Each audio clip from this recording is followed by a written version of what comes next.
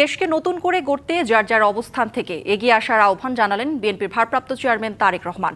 প্রায় ১৯ বছর পর নয়াপল্টনে বিএনপির কেন্দ্রীয় কার্যালয়ে গিয়ে এই আহ্বান জানান তিনি। বিকেলে গুলশানের বাসা থেকে নয়াপল্টনে যান তারেক রহমান। সেখানে দলের নেতাকর্মীরা তাকে অভ্যর্থনা জানান। এ সময় বিএনপির ভারপ্রাপ্ত চেয়ারম্যান বলেন, যে যে জায়গায় আছেন সেখান থেকে দেশকে এগিয়ে নিতে কাজ করতে হবে সবাইকে। মা বেগম খালেদা জিয়ার জন্য দোয়া চান তিনি। মানুষের ভোগান্তি এড়াতে নয়াপল্টনের সড়ক থেকে নেতাকর্মীদের সরে যাওয়ার আহ্বান জানান তারেক রহমান। তার আগমন ঘিরে নয়াপল্টনে দলীয় কার্যালয় ও এর আশপাশে নিরাপত্তা জোরদার করা হয়েছে।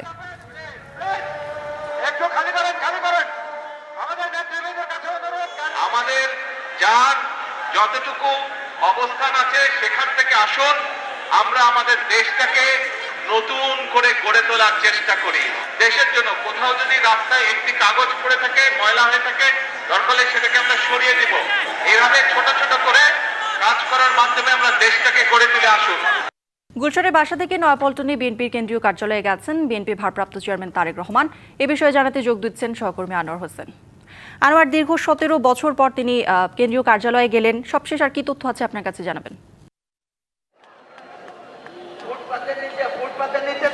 কৌরি, বিএনপির ভারপ্রাপ্ত চেয়ারম্যান তারেক রহমান দলের যে কেন্দ্রীয় কার্যালয় নয়াপল্টনে আছে তিনি সেখানে কিন্তু অবস্থান করছেন। একটু দেখাতে চাই আপনাকে যে এখানে এখন পর্যন্ত বিপুল সমাগম রয়েছে, অর্থাৎ বিভিন্ন স্তরের যে নেতাকর্মী তারা এখানে অবস্থান করছেন। আপনি যেটি খবরই বলছিলেন সেই জায়গা থেকে যদি বলি যে বেলা ৩টার কিছুটা পরপরই কিন্তু তার যে গুলশান এভিনিউতে যে বাসভবন সেখান থেকে তিনি রওনা করেন এই নয়াপল্টনের উদ্দেশ্যে।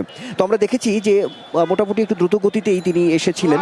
তো একটা পর্যায়ে বিএনপির ভারপ্রাপ্ত চেয়ারম্যান তারেক রহমানের যে গাড়িবহর সেটি এই নয়াপল্টন এলাকায় বিশেষ করে ফকিরাপুল মোড়ে এসে সেখানেই কিন্তু অনেকটা আসলে একটু ধীর গতিতে আসলে চলতে দেখা গেছে তাকে। তার কারণ হচ্ছে যে যখনই এই তারেক রহমান নয়াপল্টনে আসবেন এমন একটি খবর। তো নতুন এবং ফিরে আসা গ্রাহকদের জন্য নগদে চলছে ক্যাশব্যাক সহ প্রতিদিন হাজারো উপহার জেতার সুযোগ। হবে আশা আর ফেরা, সারপ্রাইজ সেরা।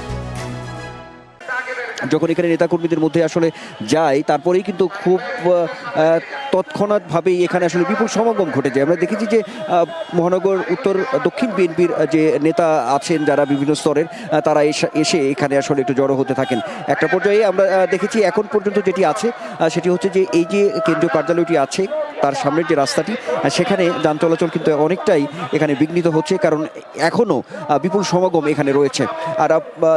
আর একটি বিষয় যে যখন এখানে আসার পরে বিএনপির ভারপ্রাপ্ত চেয়ারম্যান তারেক রহমান এখনও অবস্থান করছেন, তো আমরা দেখেছি যে তিনি আসার পরে কিন্তু এখানে নেতাকর্মীদের এসে বারবার একটু অনুরোধ করেছেন যাতে করে এখানে নির্বিঘ্নে যান চলাচল করতে পারে, এমন একটি আমরা দেখেছি। কিন্তু তার পরবর্তীতে যে এখানে যারা দায়িত্বপ্রাপ্ত যারা আছেন বিভিন্ন স্তরের নেতারা তারা কিন্তু আমরা দেখছি যে এই যে কেন্দ্রীয় কার্যালয়ের যে দোতলা আছে সেখানে যে বারান্দা সেখানে দাঁড়িয়ে এখানে সবাইকেই একটু যাতে সরে যায় এখানে নেতাকর্মীরা এই অনুরোধটা কিন্তু বারবারই আসলে করা হচ্ছে। কিন্তু আসলে এখানে যে উৎসাহ উদ্দীপনা যে রয়েছে নেতাকর্মীদের মধ্যে তারা আসলে এখান থেকে সরছেন না, আমরা এখন পর্যন্ত দেখতে পাচ্ছি। এখান থেকে বারবারই বলা হচ্ছে যে বিএনপির ভারপ্রাপ্ত চেয়ারম্যান তারেক রহমান তিনি অল্প কিছুক্ষণের মধ্যেই এই কেন্দ্রীয় কার্যালয় থেকে বের হবেন এমনটা বলা হচ্ছে। কিন্তু তারপরেও যে সমাগমটি রয়েছে সেই সমাগম এখন পর্যন্ত অব্যাহত আছে। নিশ্চয়ই করি আপনার মাধ্যমে আমরা পরবর্তীতে বিএনপির ভারপ্রাপ্ত চেয়ারম্যান যখন কার্যালয় থেকে বের হবেন তখন তার গন্তব্য কোথায় হবে সেই